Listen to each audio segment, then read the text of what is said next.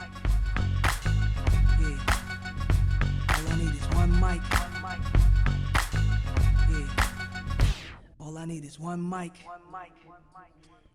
Hey everybody, welcome back to a new episode of One Mic, where I watch shit so you don't have to. And today I'm back for another episode of Fight Talk, going over UFC Fight Night, Blachowicz versus Adesanya. Now, there's kind of a lot I want to go over regarding the 3 title fights on this card, but I'm going to start by going over a couple of the things I want to go over from the prelims. So I missed the first 2 to 3 fights of the prelims, so if something spectacular happened on there, I missed it. I picked it up, I think, at the Sean Brady fight, which I think was probably like 3rd or 4th on the prelims. The Nzechukwu versus Oldberg fight is the first one I want to talk about. So this was the 4th or 5th fight of the night out of 15, and Carlos Oldberg is a new star coming out of City Kickboxing, which is Adesanya's gym. Kyla, France, who also fought on this card, also fights out of that gym, and many others. And so Carlos Oldberg, I saw win on he won a UFC contract on Contender Series. So I'd seen him fight on there. He looked pretty good. I expected him to have a strong performance here. This was the fight of the night, officially the fight of the night after everything was over, which doesn't speak well for this pay-per-view. Well, which I thought it was a great pay-per-view, by the way, but I don't know. I feel like if that was your fight of the night, and not to say this was a bad fight by any means, but if this was your fight of the night, it makes it look like your card didn't have too much going on. I would think your fight of the night would have been a little bit better than that one, but still a good fight. But Nzechukwu was getting beaten up pretty much in this first round. Oldberg came out of the gates really hard, and what I found interesting was how quickly he tired out and his complete lack of defense, which is wild to me that a guy who works out in the same gym as Israel Adesanya has shit footwork, shit head movement, shit hand placement. Like, like he was doing everything wrong from a defensive standpoint. And that caught up with him. And Nzechukwu caught him. I think it was in the 2nd round. After, Nzechukwu fucking iron chin on this guy, man. Oldberg hit him with some shit, man, and he would not go down. And eventually Oldberg was not, he looked like he could barely, I'm not gonna say barely stand up, but he looked very heavy-footed. And again, he wasn't moving his head much. He wasn't holding his hands up. And Nzechukwu caught him with a right, and that was it for him. So Oldberg has a lot to work on. He's got one of the best at the things that he is flawed at to work with. So I look for him to bounce back pretty soon. But interesting fight from him. And then on the regular prelims, there were a couple quick things I want to talk about. I have it up. If you see me look over here, I have the fight card up just because I just want to keep in mind which fights I want to talk about. So, like I mentioned, Kyla France was on this card. He was looking not so great. He was getting handled for that fight until he scored this knockout. And I'm gonna look because I want to see the time in the round, because I felt like he got this knockout with like 1 or 2 seconds left. Okay, so 5 seconds left. He got this knockout, and he after the fight, I think he said he wanted to fight like a top 5 guy or something. I'm like, Kyla France is not ready for a Askarov or Figueiredo or Moreno or Royval. Like, he's not ready for these guys, I don't think. I think Kyla France is now like 2-2 in his last 4. This win was unimpressive. Like, he got a performance bonus because he got this knockout, but up to that point, he was looking pretty bad. So, interesting way that this played out. I don't know. I think Kyla France might think he's a little bit more ready than he is, but what do I know, right? And then Askarov versus Benavidez. Benavidez now, I think he's sitting on like a 3-fight losing streak. 2 to Figueiredo, and this one by decision to Askarov. And conversely, Askarov is setting himself up for a shot at the winner of the Figueiredo-Moreno rematch. So that could be interesting to see how that plays out. I don't think Askarov is going to be able to handle either of those guys, but we'll see. Will he fight again in the interim? Who knows? But interesting fight there. Benavidez he just didn't look good, man. I mean, he did. I mean, he looked good. He looked serviceable, but like this is a guy that like a perennial contender that just can't get over the hump, and I just don't know. I don't really know where you go with him. Kyla, Phillips, and Sonja Dong. I thought that actually probably should have been fight of the night if you ask me. That was a really exciting fight, and that one was interesting because I kept thinking that Kyla Phillips was going to lose, even though he was handily winning this fight. Let me see, what was the okay, they don't. The UFC website doesn't say what the scorecards were. It just says unanimous decision. But and I don't recall what the scorecards were. But Sonja Dong, man, he was just taking shots, and he was not. He did not look phased. And whenever they got in close, it always looked like Song was hitting with so much more power. And I thought, like, man, it'd be wild if Kyla Phillips, who has been winning this fight throughout throughout all of these rounds, if he could somehow pull off this. If Song could pull off this upset, but I can't call it upset, but a comeback win would essentially be what that was. But it didn't happen. But great fight. I like to see those two fight again. I feel like that should have been fight of the night, honestly. And then the feature prelim was a split decision win for Dominic Cruz over Casey Kenny. That one looked like Cruz came out great at the start. Kenny chopped at those legs, cut down on Dom's movement. Dom got seemingly a little tired. His movement was not as sharp and as crisp, and you could see Casey Kenny starting to mount the comeback, and that's why this ended up being a split decision. If this was a 5-round fight, Casey Kenny probably would have won. So, a good win for Dominic Cruz. He called out some Monster Energy guy. I don't know what the fuck that's about. Maybe someone will explain that to me. It can make a little bit more sense, but no idea there. So that's just the ones I want to talk about on the prelims real quick. I think, Dom still has a place in the UFC as a fighter. And I don't know. I'm curious though how much time he has left if he can only perform at a high level for 2 rounds before he starts to tire out or before his legs get beat up and he can't go anymore. So not to say that that's what happened, but again, I do feel like if this had been a 5-round fight, Casey Kenny would have won this fight. So, and possibly finished Dom, not just won by decision. So, I don't know. Interested to see where this goes. So now I want to talk about the main card. I've already gone 7 minutes talking about the prelims, which I did not expect to do, but there's a lot I want to cover on the main card. I'll try to make it quick though. First fight was Thiago Santos versus Alexander Rakic. This fight, I thought it was going to be way more explosive than it was. It was a fucking dull fight. I felt like Rakic had the proper strategy given what we know about Thiago Santos, or what we've seen, what we think we know about Thiago Santos. I think he hasn't looked good since his surgeries after the John Jones fight. He got beat up by Glover Teixeira, and then he just seemed like he had a fraction of the aggressiveness that I've come to expect out of Thiago Santos. I know for me, I was most scared for John Jones when he signed up to fight Thiago Santos. I'm like, this could be where he sees his first loss. And I've heard that some people still think that Thiago Santos won that fight, despite getting hurt or whatever. I need to watch it again. I didn't feel any kind of way about Santos losing that fight. Same for the Anthony Smith fight, which I hear some people feel like Anthony Smith might have won that as well. Which, I mean, technically he did, since he ate that illegal knee, but more about illegal knees later. So not the best fight, but I do see Rakic putting himself in a position for a title shot pretty soon. I think he was number 5 coming in. He's still got some guys ahead of him that he's gonna probably have to maybe like one more fight or something like that. But we also don't know. Now we do. We didn't know how the light heavyweight title was gonna, who was going to be holding it, and how frequently they would be fighting prior to this event. But now that we do know, I think it's pretty obvious that Glover Teixeira should get the next shot at Jan. I also think that that's not a fight on paper that a lot of people are going to want to see, but I think it could end up being like a fucking amazing fight though.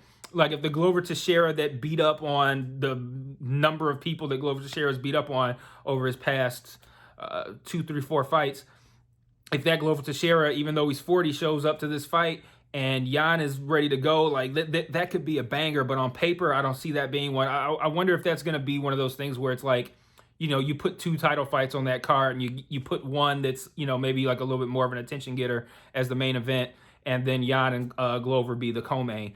And then after that, yeah, Rocket should probably get a shot at the winner. So we'll see. The next fight, Islamakichev versus Drew Dober. Complete and total domination. I remember looking at the betting line and thinking like, man, you guys are like, I could see Dober being a big underdog, but to the tune of, it was like, I think it was like plus 400 or something crazy like that, 450. I thought that was a disrespectful line to give Drew Dober, but Islam lived up to it. Complete and total domination. I think I've heard DC say that he thinks that Islam is better on the ground than Khabib. I didn't see that level of effectiveness, but yeah, complete and total domination. Drew Dober didn't stand a chance. Islam was taking him down like early in the rounds. Like when that kind of shit happens and you're fighting a guy like that, one of those guys where the number one thing in your game plan needs to be to not get taken down, and then that happens within the first 45 seconds of the round, you're fucked at that point. You are fucked. And yeah, tough night out for Drew Dober. But Islam, man, ready to continue rocketing up the rankings. Khabib, DC all say he is going to be a future lightweight champion. He certainly looked the part on Saturday night. I think he called out Tony Ferguson, which I know people kind of look at it like, oh, now we can kind of get Khabib Tony without getting Khabib Tony. I don't think this would be Khabib Tony.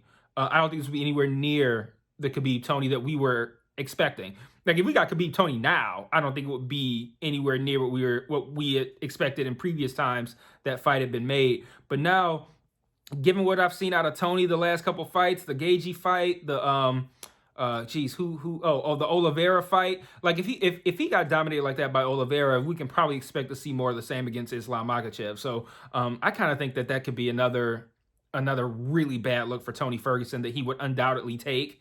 And I don't know. That could be a tough night out for Tony, man. I don't want to see that for him, but yeah, that would propel Islam probably to the top 5 or just outside of it. So I don't know. That'd be a banger though. So I guess we'll see. But yeah, Islam looking like the next not the next lightweight champion, but looking like the next guy to enter the conversation outside of the guys who are already there. Obviously, Dustin Poirier, Conor, Dan. I still keep Dan Hooker in there. Jesus Christ, Chandler, Gaethje, Oliveira. Another win like that for Makhachev, he's now in that group of those the 5 or 6 guys I just named. So we'll see. So now the three title fights. The first being Petr Yan versus Aljamain Sterling. Now, what I want to say about this one is more so about the reactions to this fight.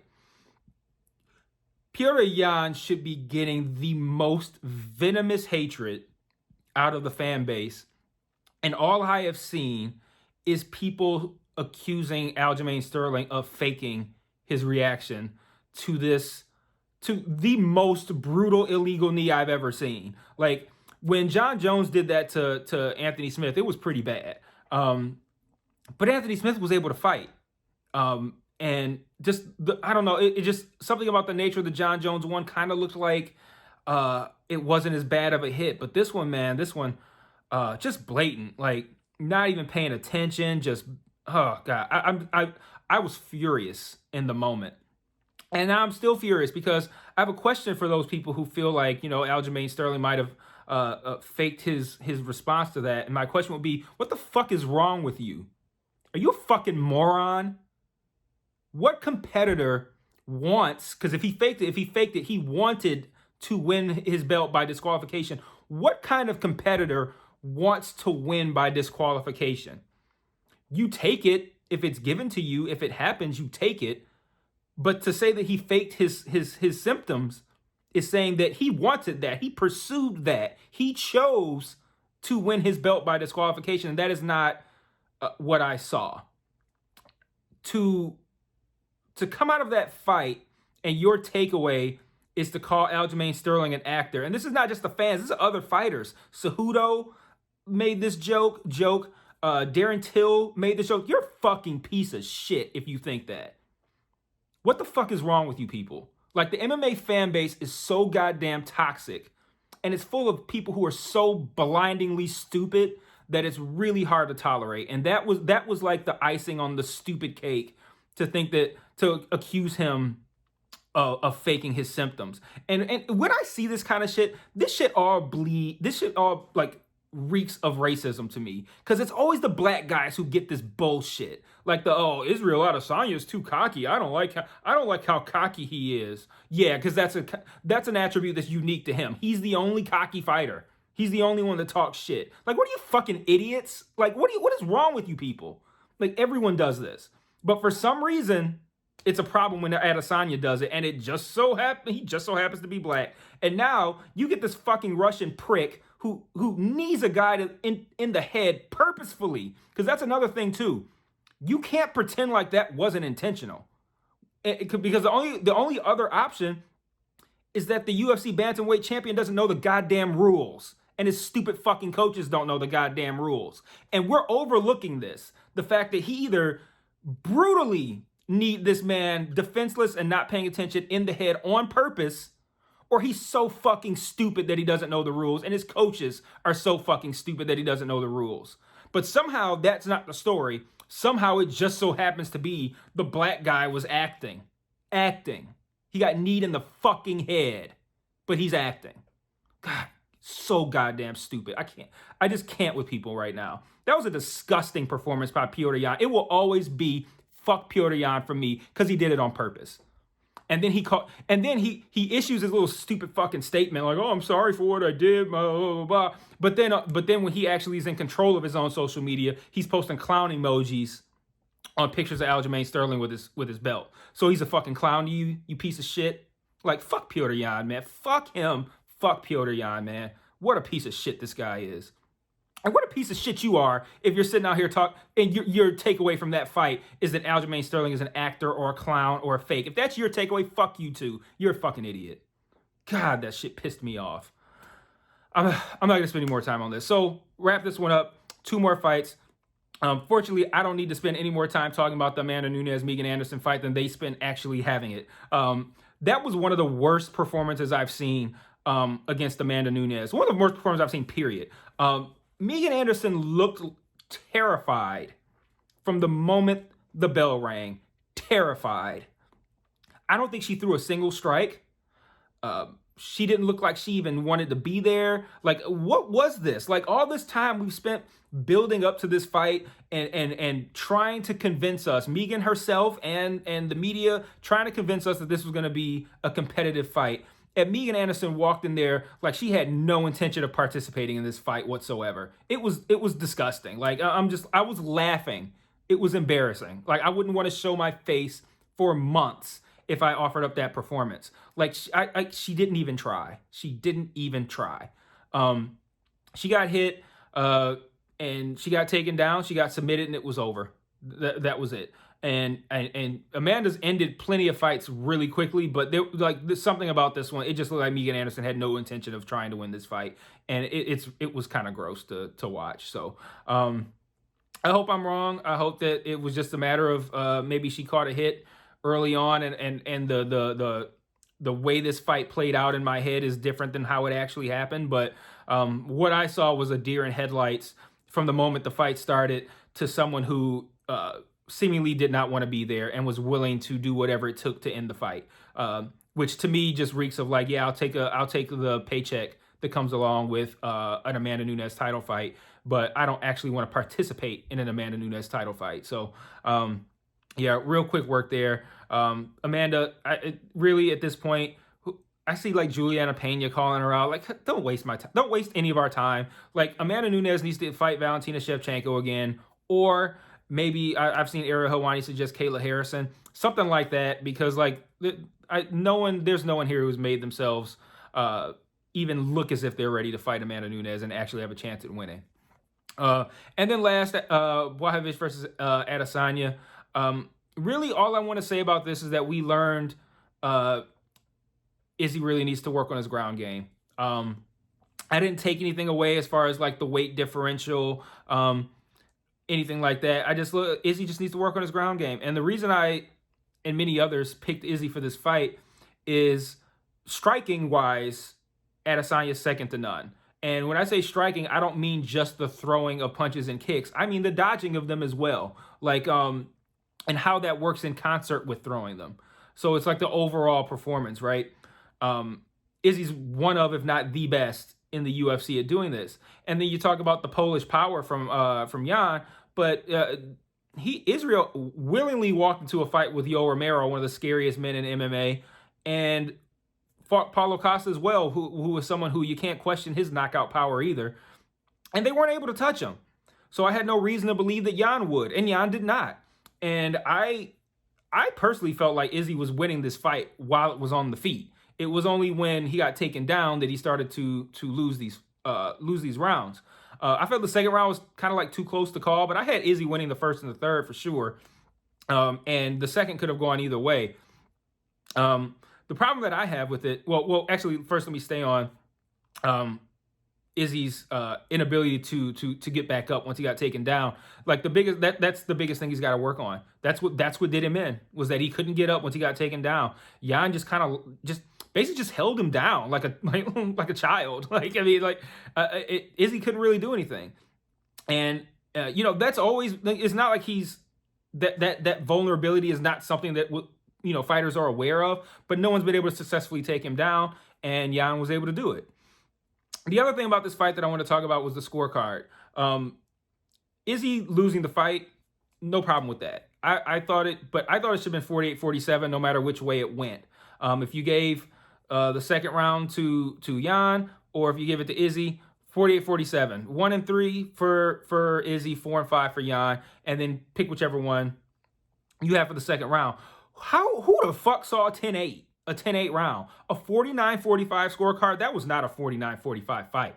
The way I look at 10-8, and I'm not a judge, but apparently there are many people who agree with me, including Daniel Cormier, who is speaking from a place of expertise. To me, a 10-8 round should be complete and total domination throughout the entirety of the round. There was no round like that.